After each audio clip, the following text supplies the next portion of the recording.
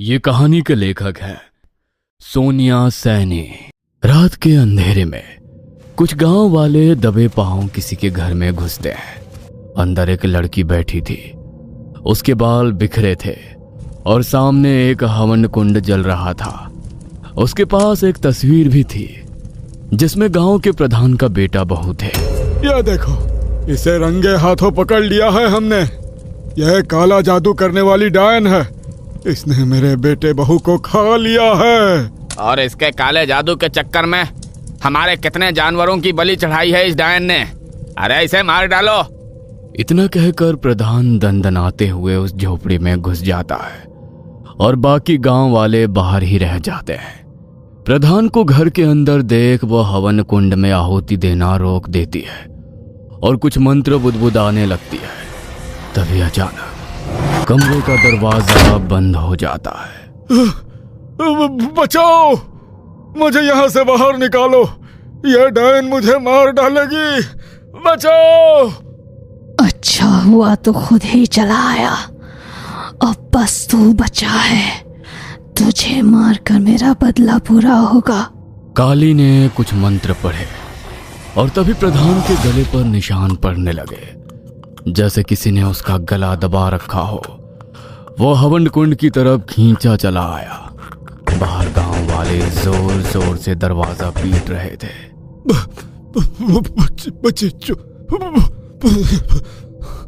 प्रधान की सांस टूटने ही वाली थी।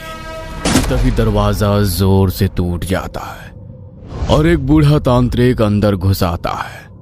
वो काली के ऊपर मंत्र उच्चारित पानी डालता है और काली तड़पने लगती है। बस बहुत हुआ तेरा तमाशा।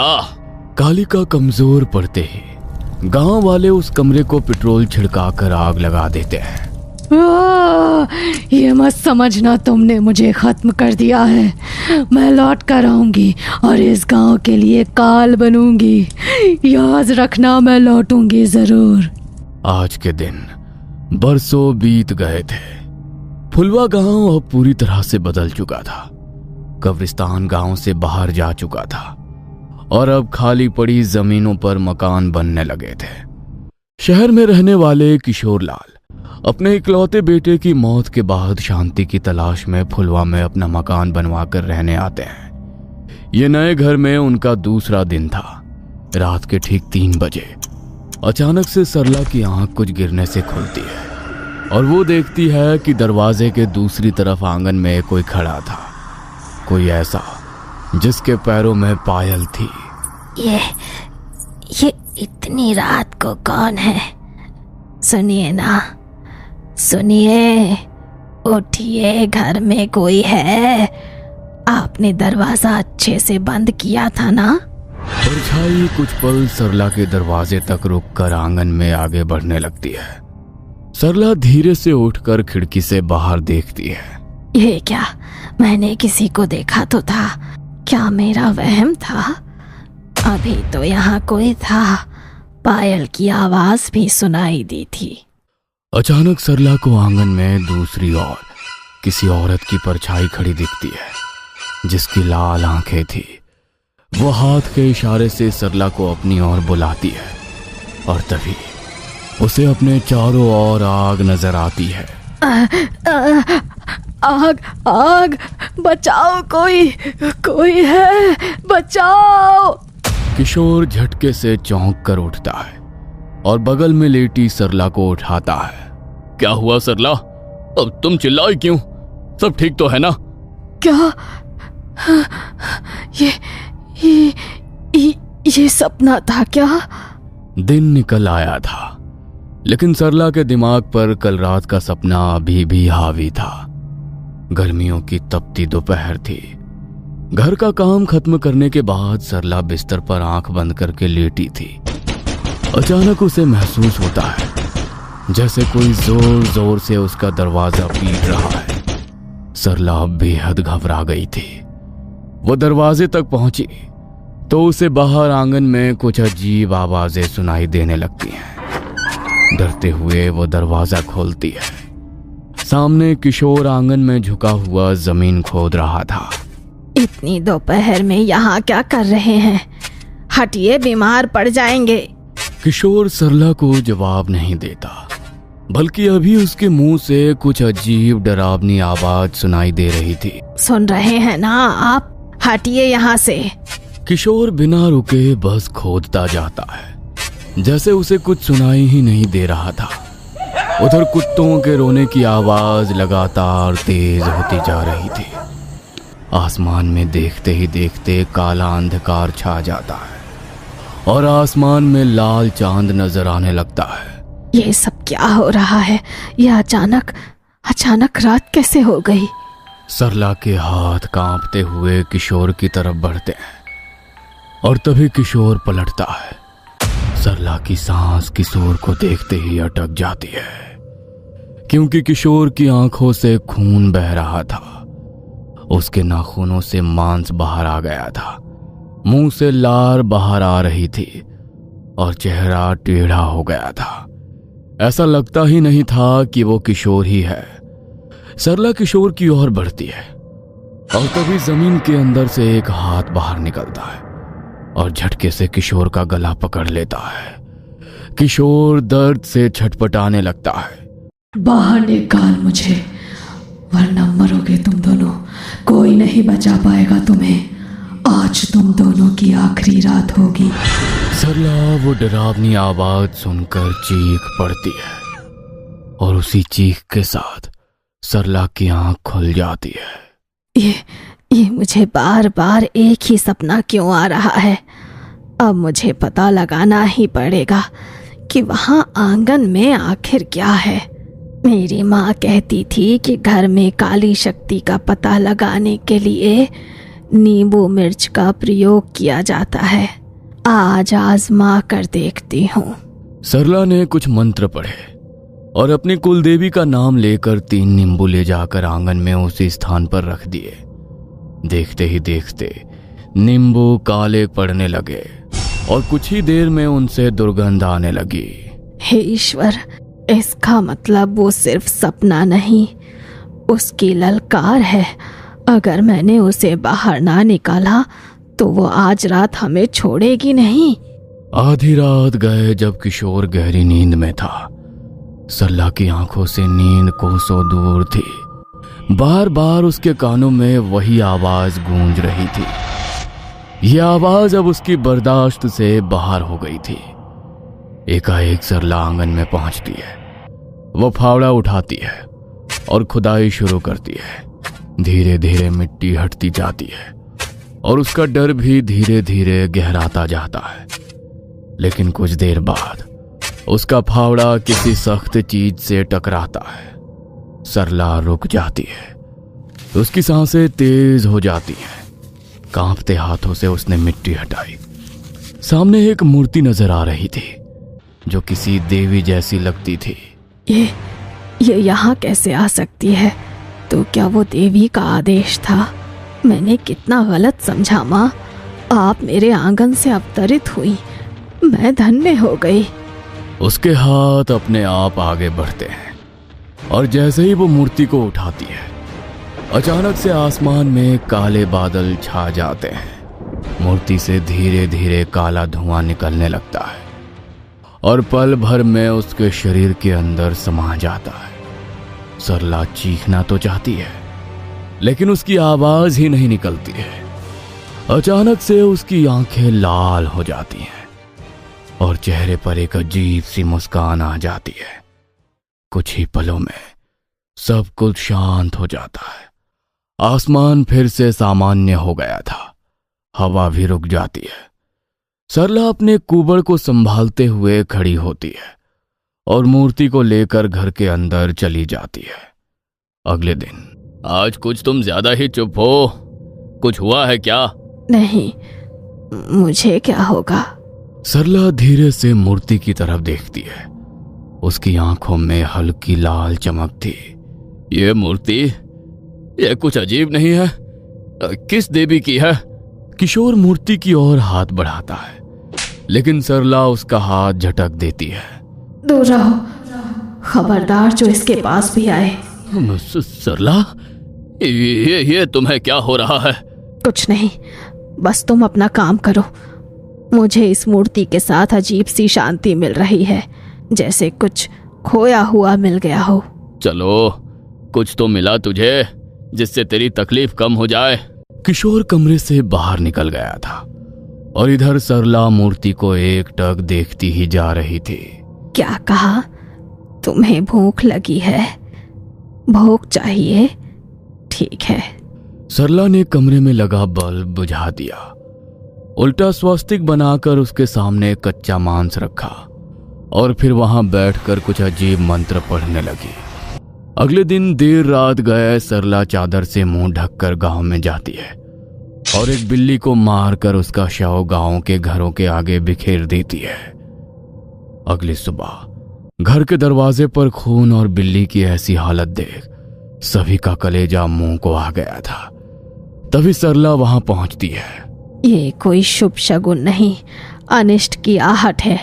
देवी को भोग चढ़ाओ, वो तुम्हारे सारे संकट दूर कर देगी। देवी? अरे कौन देवी? सरला गांव वालों को आंगन से मूर्ति मिलने की बात बताती है। सरला बहन, क्या मैं देवी दर्शन के लिए आ सकती हूँ? मुझे बहुत डर लग रहा है। ये खून मेरे ही दरवाजे क्यों मिला? सरला हाँ में गर्दन हिला देती है। मीना जैसे ही मूर्ति के सामने आती है, उसके चेहरे के भाव बदल जाते हैं। आंखें लाल और चेहरे पर सख्त भाव नजर आने लगते हैं। मीना, देवी को बलि चाहिए। कल रात सरपंच के कुत्ते की बलि देवी को अर्पण करनी होगी। मीना हाँ में गर्दन हिलाकर वहां से बाहर निकल जाती है। अगली रात ठीक 12 बजे सरपंच के घर का खाना बनाने वाली मीना कुत्ते को लेकर सरला के घर पहुंच गई थी। कमरे में गहरा अंधेरा फैला हुआ था। मूर्ति के आगे एक दीपक जल रहा था। मीना ने मूर्ति के सामने अपना सर झुकाया और पास रखे चाकू से अपनी उंगली काटकर रक्त से मूर्ति का अभिषेक कर दिया। भोग तैयार है। मीना ने छुरा उठाया और कुत्ते का सर धड़ से अलग कर दिया। पूरे घर में शेरों की एक डरावनी चीख सुनाई पड़ी और सब शांत हो गया। ये कैसी आवाज थी? सरला कहाँ है? ये सब क्या चल रहा है? किशोर को स्टोर रूम से कुछ अजीब आवाजें सुनाई दे रही थी। वो स्टोर रूम का दरवाजा खोलकर अंदर जाता है तो वहां का नजारा देख उसकी सांस हलक में अटक जाती है। ये क्या हो रहा है मेरे घर में? तो क्या जो भी मौतें पिछले दिनों हुई वो सारी घटनाएं इसी मूर्ति के कारण हुई? आज मैं इसे उठाकर बाहर फेंक दूंगा। पागल हो गई हो तुम? किशोर की बात सुनकर सरला झटके से आगे बढ़ती है और किशोर का गला पकड़ लेती है। कमजोर मत समझना मुझे। उस मूर्ति को हाथ भी लगाया तो जमीन में जिंदा गाड़ दूंगी। सरला जो पिछले 10 सालों से कमर में कुबड़ निकलने से सीधा नहीं चल पाती थी, आज वो तन कर सीधी खड़ी हो गई थी और जाने कहां से इतनी ताकत आ गई थी उसके भीतर कि एक हाथ से उसने किशोर को उठाकर हवा में लटका दिया था। ये क्या हो गया था इसे? ये सरला थी ही नहीं। वो सरला को उठाकर बिस्तर पर लिटाता है और बिना समय गंवाए घर से बाहर निकलता है और भागते हुए पड़ोसी जुगनू के घर पहुंचता है। किशोर उसे पूरी बात बता देता है, जिसे जुगनू सुनकर सन्न रह जाता है। गांव के सिद्ध तांत्रिक के पास चलते हैं, वही कुछ बता पाएंगे। मुझे तो ये कुछ बड़ी बला लगती है। वे दोनों एक पुराने से घर के सामने पहुंचते हैं। वहां अंदर धूप, दीपक और धीमी मंत्रों की आवाज आ रही थी। अंदर एक तांत्रिक आंखें बंद करके बैठा था। तांत्रिक आंखें खोलता है और किशोर कांपती आवाज में पूरी बात बताता है। जैसे ही वो मूर्ति का जिक्र करता है, तांत्रिक का चेहरा सख्त हो जाता है। बहुत बड़ी अनहोनी हुई है। अगर वो सच में काली के वश में आ गई है तो अब बात सिर्फ तुम्हारे घर की नहीं रही, पूरा गांव ही खतरे में है। बाबा, साफ साफ बताइए, ये सब क्या है? आखिर मेरी पत्नी के साथ ये क्या हो रहा है? काली माँ क्यों किसी का अनिष्ट करेगी? जिसे तुम काली माँ समझ रहे हो वो कोई देवी नहीं बल्कि एक बुरी आत्मा है। बहुत लंबी कहानी है, मेरे पिताजी को शायद अंदाजा था कि भविष्य में गांव पर यह खतरा आएगा, इसीलिए उन्होंने मुझे सब बता दिया था। कई साल पहले इसी गांव में एक लड़की रहती थी। वो गांव के प्रधान के बेटे से प्यार करती थी और प्रधान का बेटा भी उससे शादी का वादा कर चुका था। लेकिन प्रधान को जब यह पता चला, मानो बिजली आ गिरी उस पर। एक छोटी जात वाली गरीब लड़की को वो अपनी बहू बनाने को राजी ना हुआ। वक्त बीतता गया और एक दिन प्रधान के लड़के की शादी एक अमीर घराने की लड़की से हो गई। प्रधान का बेटा पिता के कहने से आगे बढ़ गया, लेकिन काली वो ना आगे बढ़ना चाहती थी ना पीछे लौटना। तुमने मेरे साथ धोखा किया है, मैं तुम्हें नहीं छोड़ूंगी। समाज, पिता, गांव, प्रतिष्ठा, यही सब प्यारा है ना तुझे? एक दिन ऐसा आएगा कुछ नहीं बचेगा, बचेगा तो सिर्फ मेरा इंतकाम और मेरी नफरत। प्रधान के परिवार से बदला लेने के लिए वो काला जादू सीखने लगी थी। वो आधी रात को शमशान में साधना किया करती, अध जले शवों के मांस को नोचकर खाया करती और जंगल में ही अपनी झोपड़ी बनाकर अलग रहती। गांव में मानो मनहूसियत छाने लगी थी। कभी खड़ी फसलें बर्बाद हो जाती तो कभी एक साथ गांव के मवेशी मरे मिलते, कभी सूखा कभी महामारी।